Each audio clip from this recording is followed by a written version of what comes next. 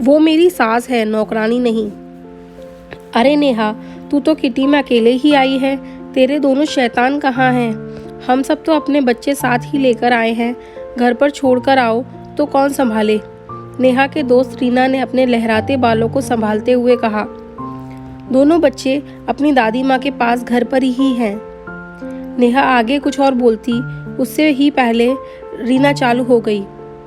अच्छा, आजकल तेरी सासू माँ आई हुई है, इसीलिए तू इतना फ्री होकर आई हुई है। चल अच्छा है, अब तो तुझे कोई काम भी नहीं करना पड़ेगा, घर बच्चों दोनों की जिम्मेदारी से फ्री हो गई है। रीना, तुम ऐसा क्यों कह रही हो? वो मेरी सास है, कोई नौकरानी नहीं जो मैं घर के सारे काम उनसे करवाऊंगी। मैं यहाँ की किटी में एंजॉय करूँगी, माँ बच्चों के साथ पार्क में एंजॉय करेंगी।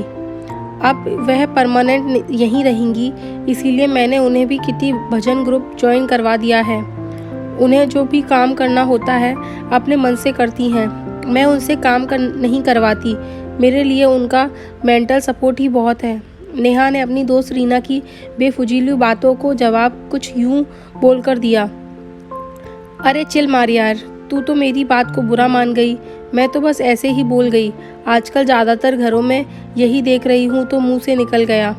लोग अपने सास ससुर को इसलिए अपने साथ रखते हैं जिससे उन्हें घर पर गृहस्थी बच्चों की जिम्मेदारी से मुक्ति मिले और वह मस्त लाइफ एंजॉय कर पाएँ।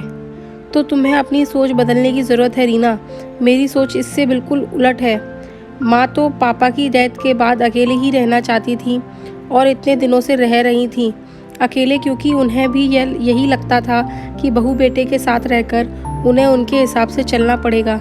लेकिन इस बार हम लोग अड़ गए कि उन्हें अपने साथ लेकर ही चलेंगे, तो उन्हें आना ही पड़ा। ऋषि मेरे पति उनकी इकलौती संतान है। मैं तो मानती हूँ कि मुझसे पहले ऋषि पर उनकी माँ का हक है, इसलिए मैं कभी उन माँ बेटे के बीच में हस्तक्षेप नहीं करती। ऋषि को ऑफिस से आकर सबसे पहले अपनी माँ के पास बैठना अच्छा लगता है, तो मुझे भी कभी इस बात का कोई बुरा नहीं लगता, क्योंकि मेरे आने से पहले उनके माता पिता ही सब कुछ थे उनके जीवन में, और अब वह जगह मैं कभी छीनना नहीं चाहती। हमने उन्हें यहाँ लाकर रख कर कोई एहसान नहीं किया, बल्कि अपने बेटे पर उनका पूरा हक है। यह घर मेरा नहीं बल्कि उनके बेटे का है और वो यहाँ पूरे अधिकार से रहने आई हैं।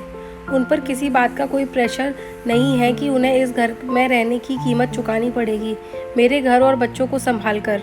वो पढ़ने की शौकीन हैं, खाली समय में उपन्यास मैगजीन पढ़ती हैं। एक दिन साहिल और पूजा की ट्यूशन टीचर नहीं आई थी, तब उन्होंने खुद ही उन्हें पढ़ाने की इच्छा जताई।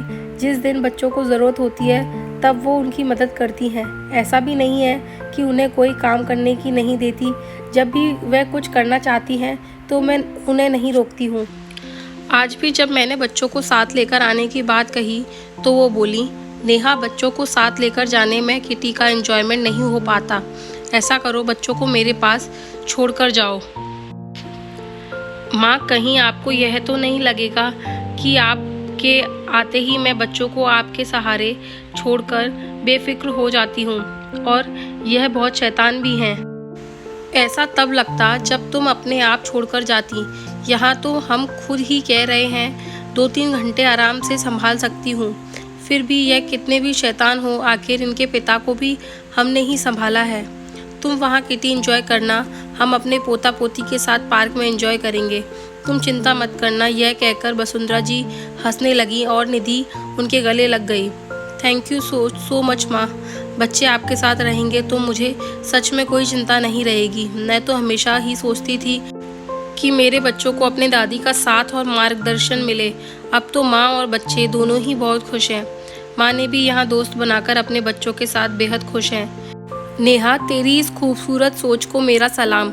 जहाँ आजकल लड़कियाँ अपने सास ससुर को अपने पास रखना बंधन समझती हैं, या फिर रखती भी हैं तो बोझ समझकर, या सिर्फ अपने फ़ायदे का सोचकर कि सास ससुर साथ रहेंगे तो घर के काम और बच्चों को संभाल लेंगे, वहीं तू ये मानती है कि तुमसे पहले तुम्हारे पति पर उनकी माँ का हक है। आज समझ पाई तेरी खुशियों का राज। अब से मैं भी तुम्हारी इन्हीं बातों पर अमल करूँगी और अपने ससुर जी को अपने साथ लाकर रखूँगी। आखिर हमारे अलावा कौन है उनका? बड़े बुजुर्ग बंधन या बोझ नहीं बल्कि बच्चों की जिम्मेदारी होते हैं। आ जाओ भाई, पार्टी शुरू होने वाली है।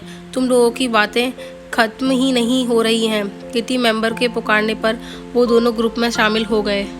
हमें अपने बूढ़े माँ बाप से प्यार करना चाहिए, उनको बोझ नहीं समझना चाहिए। अगर आपको मेरी ये कहानी अच्छी लगी हो तो मेरे चैनल को लाइक, शेयर एंड सब्सक्राइब करें। Thank you so much.